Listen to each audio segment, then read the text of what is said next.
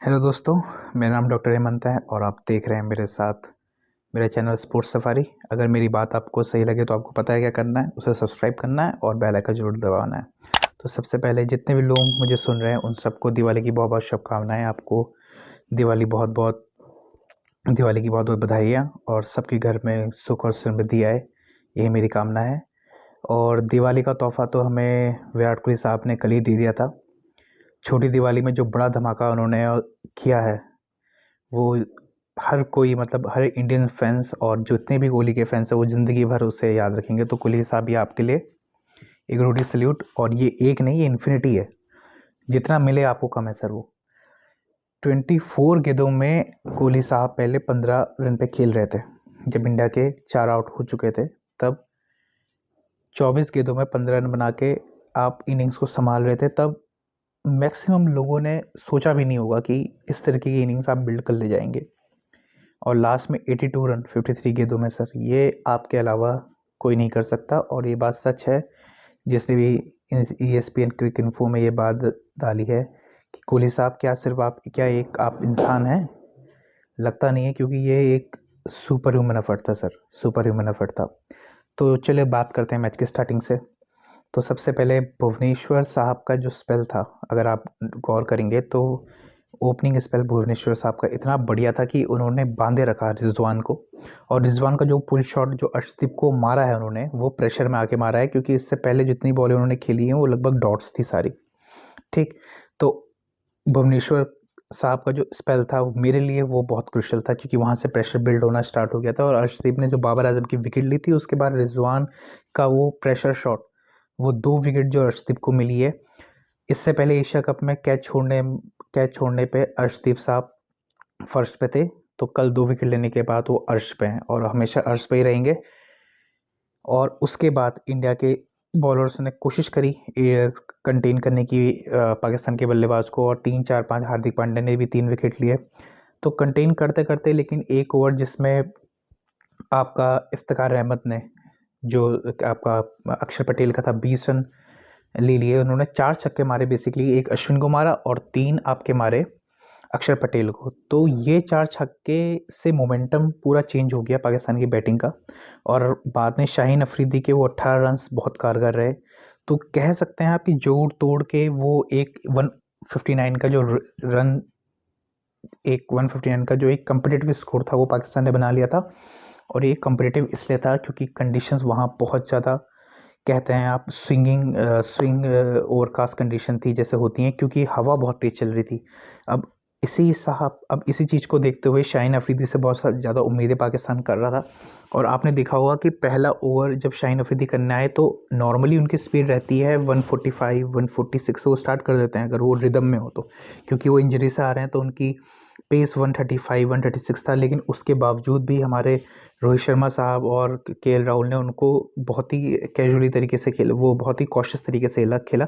क्योंकि वो Asia cup जो पिछली बार का वर्ल्ड कप का जो उनका आपका जो स्पेल था वो उनके दिमाग में बिल्कुल चल रहा होगा, क्योंकि फुल टॉस बॉल को भी अगर आप सीधे खेल रहे हैं बिल्कुल डिफेंसिव अंदाज में, तो इसका मतलब आपके जहन में वो पिछला वर्ल्ड कप की यादें ताज़ा हैं जहाँ पे बॉल स्विंग कर रहा है।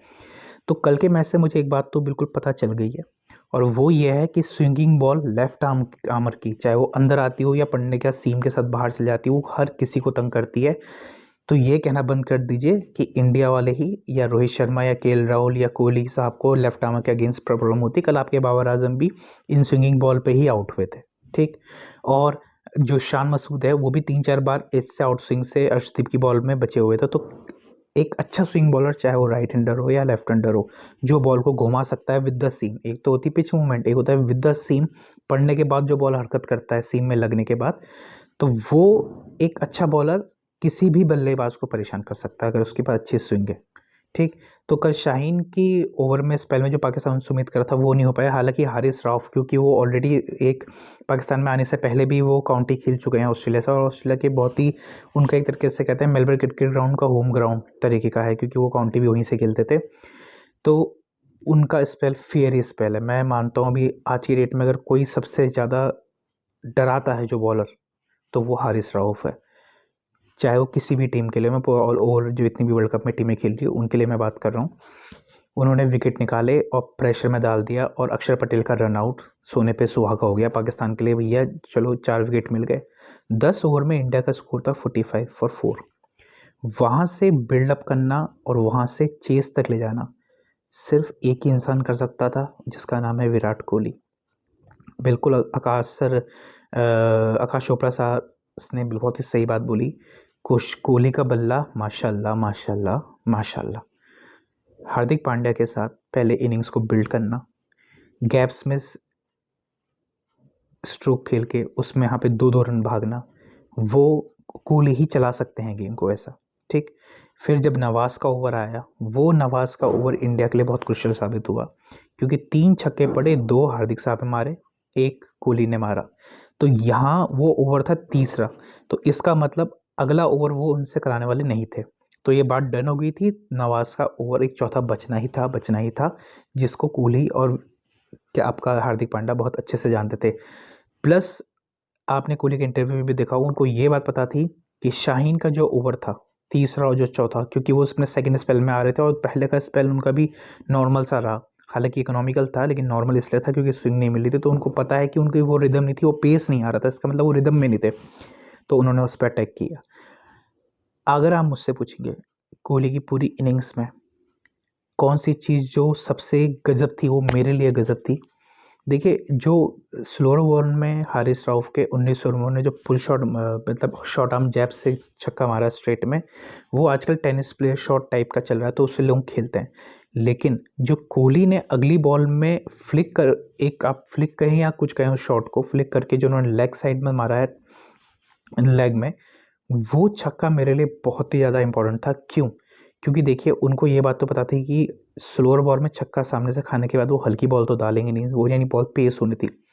अब सबसे मेन पॉइंट इसमें ध्यान रखने वाली बात है, जो हर कोई बंदा एनालिस्ट जो मिस कर रहा है मेरे हिसाब से, वो ये थी कि फाइनल लेग का जो खिलाड़ी था ना, वो ऊपर नहीं था, वो पीछे ही था, ठीक। तो इसका मतलब वो जो शॉट खेलने के लिए कोहली साहब गए, तो उनको पता था कि मैं अगर ये शॉट क्लियर कलाई, उन्होंने रिस्ट का यूज़ करते हुए उसे फाइन लेग में मार दिया। अगर वो ऊपर नीचे होता तो हाथ में कैच भी होता, लेकिन उन्होंने रिस्क इसलिए लिया क्योंकि वो अपनी एबिलिटी को बैक कर रहे थे। वो जस्ट ऐसे नहीं पैडल स्विप करके मारते हैं, उन्होंने अपनी एबिलिटी को बैक किया और रिस्ट के साथ वो जो छक्का मारा है ना लेग में, वो मेरे हिसाब से हारिस राउफ को शायद ही ऐसा छक्का भी किसी ने किसी ज़िंदगी में मारा हो, ऐसा इस तरह के छक्का। और एक और स्टैट यही है कि हारिस राउफ को पहली बार 19वां ओवर कराते हुए 2 छक्के पड़े हैं। इससे पहले वो कम से कम 12 या 13 ओवर करा चुके हैं 19वां। पहली बार 2 छक्के, कहने का मतलब है हारिस राउफ को मारना इतना आसान नहीं है, और ऊपर से ऑस्ट्रेलिया जैसी कंडीशन में जहाँ बॉल बाउंस करता है पिच के साथ, और उनकी स्पीड 146-148 रहती है, ठीक। अब ये बात तो रही। अब मैं क्या कहते हैं, क्या कह सकता हूँ कोहली साहब के बारे में, मतलब मैं ये कहूँगा कि मेरी ज़िंदगी का ये 2007 का वर्ल्ड कप का जो इंडिया पाकिस्तान का फाइनल है, और एक ये मैच, मैं इन दोनों को या तो एक को ऊपर या एक को नीचे रख सकता हूँ, मतलब दोनों मेरे लिए बिल्कुल ही बराबर हैं। इतना ज़्यादा रोमांच। और कल एक और बात पता चली, कल वो बात ये पता चली कि पाकिस्तान के खिलाड़ियों को रूल्स एंड रेगुलेशन बिल्कुल नहीं पता आते भाई। नो फ्री हिट की बॉल में जब स्टंप में बॉल लगी, 3 रन भागने, तो वो अंपायर साहब के कह रहे हैं ये क्या होगा वहाँ पे। भाई जब नो बॉल फ्री हिट पे शॉट मारता है बंदा, वो कैच आउट हो जाता है, तो वहाँ पे जितने रन भाग लिए जाते हैं वो माने जाते हैं। तो उसी हिसाब से अगर विकेट में बॉल लगी है तो रन होता है।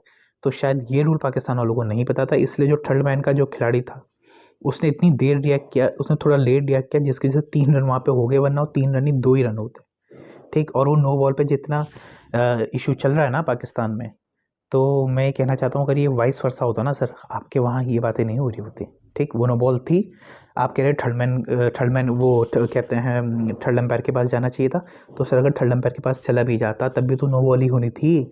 तो उस एम्पायर ने सामने से नो बॉल दी थी देख के, तो क्या दिक्कत होगी, क्या प्रॉब्लम होगी आपको? अगर ये आपके खिलाफ आया, ये आपके उसमें आया होता, तो कहने का मतलब है कि बहाना ढूंढना, इतनी अच्छी इनिंग्स की जो कोहली ने खेली है उसके ऊपर पॉइंटर लगाना कि भाई ऐसा हुआ।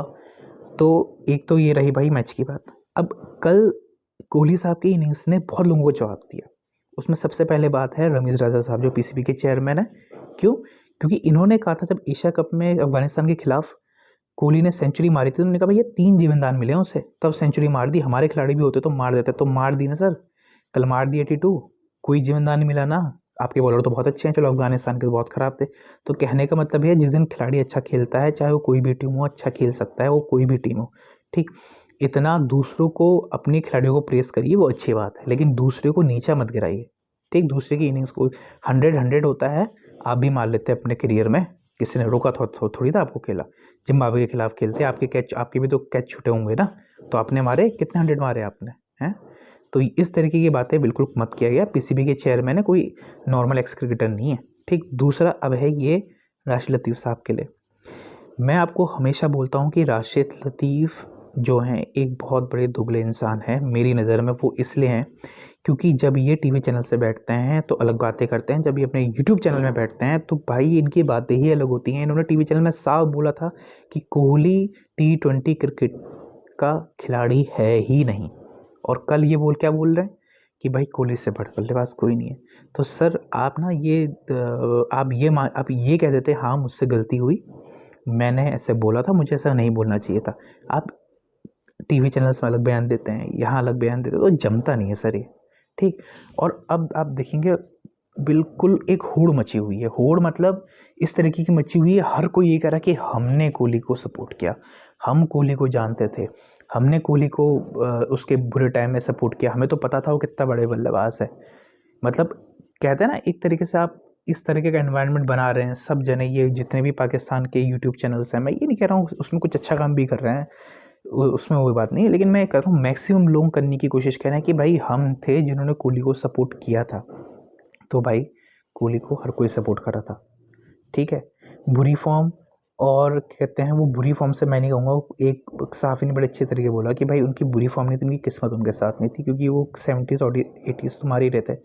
तो एक क्रेडिट लेने की जो होड़ है ना, ये चल पड़ी है, और सब एक दूसरे को गलिया रहे हैं, ठीक है। यूट्यूब चैनल में सब एक दूसरे को गलिया रहे हैं, कह रहे हैं कि भाई हमने कहा था कोहली तो बड़ा बल्लेबाज है, यही लोग नहीं मानते थे, यही लोग नहीं मानते थे, यही लोग नहीं मानते थे। वो मतलब आपस में भिड़ रहे हैं, ठीक है। तो कोहली साहब जो हैं वो, उनको इस बात से बिल्कुल फ़र्क नहीं पड़ता। पहली बात, वो खेलते हुए आए हैं और अच्छा खेलते रहेंगे।